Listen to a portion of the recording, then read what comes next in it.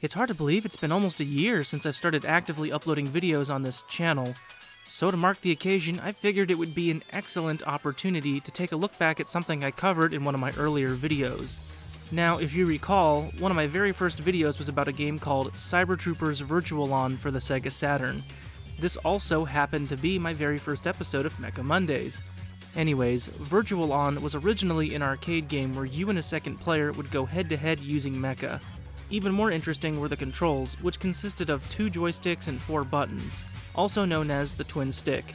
When Sega eventually ported Virtual On to the Saturn console, they also made a home version of their twin stick controller. However, for the North American release of Virtual On, they sadly did not include the twin stick controller. However, when it comes to accessories, the Sega Saturn is not region locked, so it's possible to import a twin stick controller and use it with any Saturn console regardless of the region settings. In my opinion, playing Virtual On without the twin stick just isn't the same, as it really gives you that arcade aesthetic. But to be fair, this controller is not cheap and only works with one game, right? Well, for years I thought the controller was only compatible with Virtual On, until I discovered otherwise late last year. There are actually 3 other Sega Saturn games that work with the twin stick controller, those being Gundam Blue Destiny 2, Gundam Blue Destiny 3, and Gun Griffin 2. Now, if these games don't sound familiar to you, it's because they were all Japanese exclusives. If you are planning on importing any of these games for your North American or European Sega Saturn, just remember that you're gonna need an action replay cartridge to unlock the region settings. Anyways, today I'm gonna be showing off the twin stick in all its glory by playing a game other than Virtual On. As you can see here, I've booted up Gun Griffin 2 on my Japanese Saturn, but instead of talking about the game, I'll save the in-depth review for another day. Today I just want to demonstrate the twin stick controller in real time. Now, Gun Griffin 2, as I said earlier, was a Japanese exclusive, meaning they didn't release it anywhere else. But interestingly enough, the first Gun Griffin game was released in North America, but unlike Gun Griffin 2, Gun Griffin 1 doesn't use the twin stick controller. I think I read somewhere that the game was released 6 months before the console release of Virtual On, so the developers were unable to include twin stick functionality. But hey, thankfully they fixed that for the sequel. So I've already gone through and made sure that Gun Griffin 2 recognizes the twin stick, and as you can see, much of the game's menu is actually in English. A lot of Japanese Saturn games were like this, making them extremely import-friendly. So, with the controller all set up, let's move on to some gameplay. And for this, I'm just going to go to the exercise mode rather than the scenario mode, which is basically the campaign single-player mode. So, in the original Gun Griffin game, you were given briefings before each mission, which helped you understand the terrain and some of the limitations you would encounter. Now, Gun Griffin 2 does this as well, but of course, I don't understand any of this because I can't read Japanese. But again, trust me, this game is still very much playable despite the language barrier. Plus, if you really want to, you can just skip the introduction altogether. Now, what we're looking at here is the boot up sequence for your mech. Now, while this is happening, if you look at the top, you'll see that word up there, Sylphid.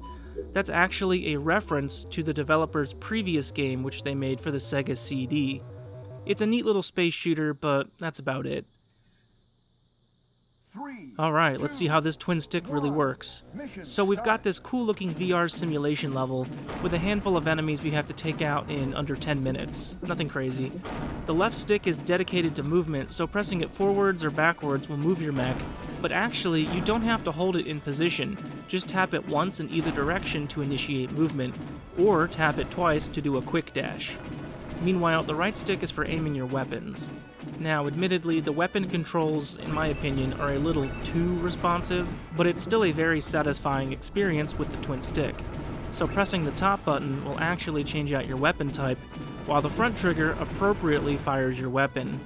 In this mission, we've only got a cannon and a machine gun, but if this is anything like the original Gun Griffin game, then there's like missiles and other weapons you can use in the campaign mode.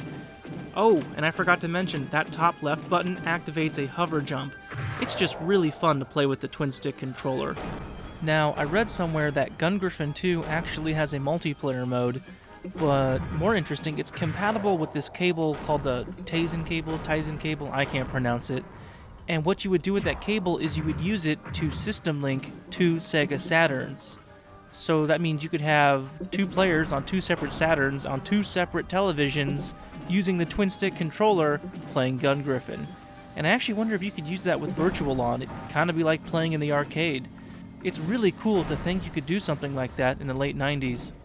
So that was a quick mission, as you can see, but again, playing with the twin-stick controller just added a whole new element to this gameplay, and honestly, I really enjoyed it. There aren't many games that work with the twin-stick controller, but hey, that's what it is. So if you really want to import a twin-stick controller, look on eBay. You can find some for okay prices. Try to find someone selling it in the US, because if you try to buy it straight from Japan, you're going to pay a lot for shipping, which sometimes it's not bad, but a lot of times it's pretty bad. Anyways, thanks for watching. I can't believe I'm still uploading videos after 1 year, and I'm going to try and keep it up. So let me know what you think in the comments below, like, subscribe, and have a great rest of your week.